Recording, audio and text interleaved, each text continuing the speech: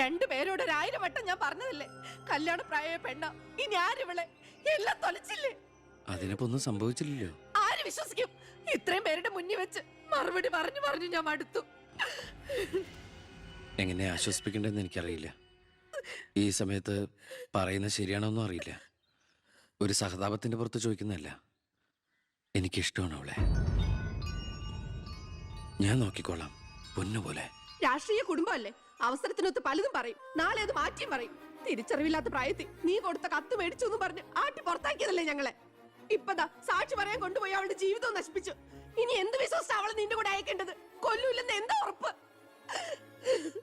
മന്ത്രിയുടെ മോൻ എന്ന പദവിയല്ലാതെ ഇവളെ കൊണ്ടുപോയി പോറ്റാൻ നിനക്ക് വല്ല ജോലി ഉണ്ടോടാ?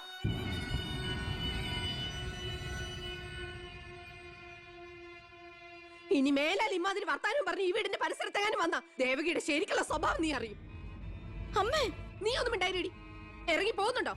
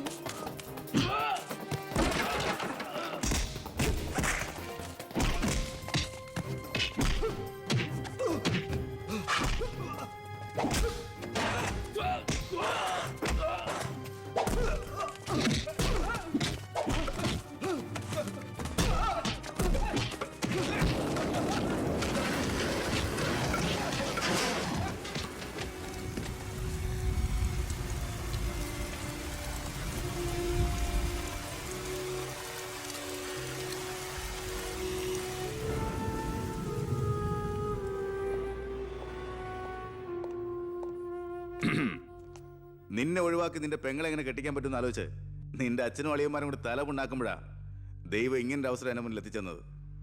ആദ്യം നിന്നെ സപ്പോർട്ട് ചെയ്യുന്ന CI വിജയനെയും ഗ്രൂപ്പിനെയും ഒരു അന്വേഷണത്തിന്റെ ചുമതല കൊടുത്ത് ഞാൻ സേലത്തേക്ക് അയച്ചു. ഇനി ഇവിടെ വെച്ച് നിൽക്കിട്ട് തന്നാലും കൊന്നാലും ചോദിക്കാൻ ആരുമില്ല. പക്ഷെ എന്ത് ചെയ്യാൻ പറ്റും? നീ എന്റെ അളിയനാകാൻ പോലെ. ഒരേ ഒരു അളിയൻ. ഒരു പ്രതിയെ പിടിച്ചാൽ 24 മണിക്കൂറിനകം കോടതിയിൽ ഹാജരാക്കണമെന്ന നിയമം.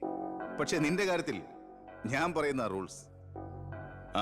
എന്തായാലും എന്റെ കല്യാണം കഴിയുന്നവരെ അളിയനെ ഈ മുക്കയും ക്യാമ്പിൽ തന്നെ കിടന്നു എന്റെ ഈ കല്യാണക്കുറിയും വായിച്ചോണ്ട്. എന്നാ പിന്നെ കല്യാണത്തിന് ശേഷം തറവാട്ടി നമുക്ക് കാണാം. വരട്ടടാ അളിയ.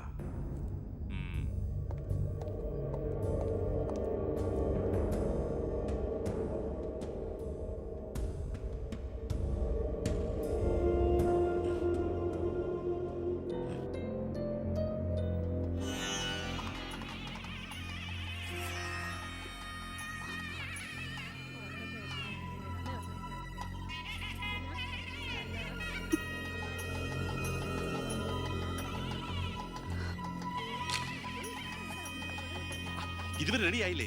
വരണം കൂട്ടർ ഇപ്പൊ ഇങ്ങ് എത്തും. പവിത്ര, ഉണ്ണിയെ കുറിച്ച് വല്ല വിവരവും കിട്ടിയോ?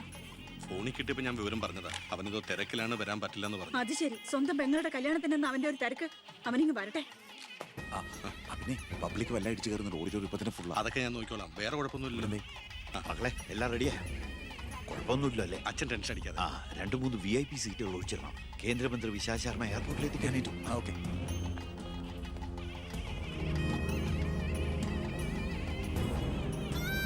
മോളെ,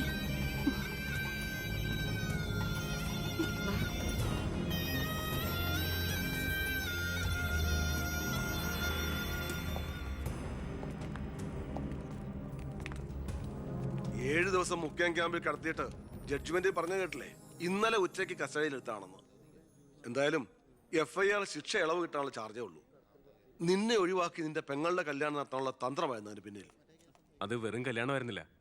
കേന്ദ്രം ഭരിക്കുന്നവരടക്കം കേരളത്തിലെ സകല മന്ത്രിമാരുണ്ടായിരുന്നു. ആരുണ്ടായാലും എന്താ, ഒരേ ഒരു മകനെ ജയിലിൽ അടച്ചിട്ടല്ലേ.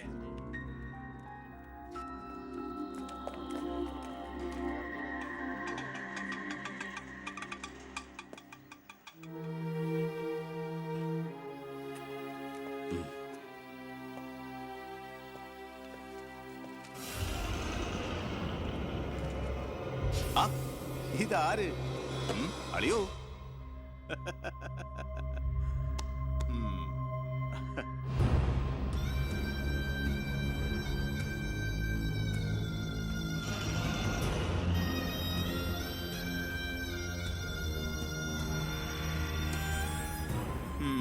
ഒരു ദൂരയാത്ര കഴിഞ്ഞ് വരുന്ന ലക്ഷണമുണ്ടല്ലോ. അളിയൻ ഇത്രയും ദിവസം എവിടെയായിരുന്നു?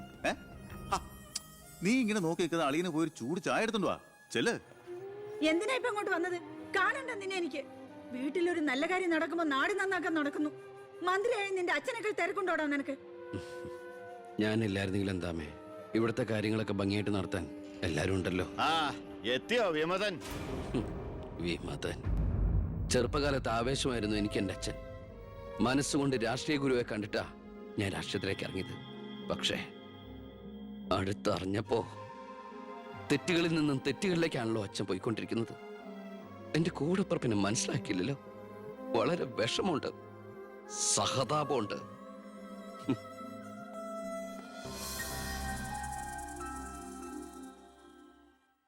കൂട്ടക്കൊല നടന്നതിന്റെ പിറ്റേന്ന് മൈതാനത്തിലെത്തിയ ഭഗത് സിംഗിന് അവിടുത്തെ കാഴ്ചകൾ കണ്ട് സഹിക്കാൻ പറ്റില്ല. ചോര പുരണ്ട ഒരു പിടി മണ്ണ് കയ്യിലെടുത്ത് ആ ബാലൻ പ്രതിജ്ഞ ചെയ്തു, ഞാൻ എന്നെ തന്നെ രാജ്യത്തിനായി സമർപ്പിക്കുന്നു. എന്താ അവിടെ നോക്കട്ടെ, എവിടുന്നത് ചോദിച്ചാടില്ലേ? അന്ന് കണക്ക് സാറിന് വെട്ടിക്കൊല്ലാൻ വന്നില്ലേ, അയാളുടെ കയ്യിൽ നിന്ന് തെറിച്ചു പോയതാ.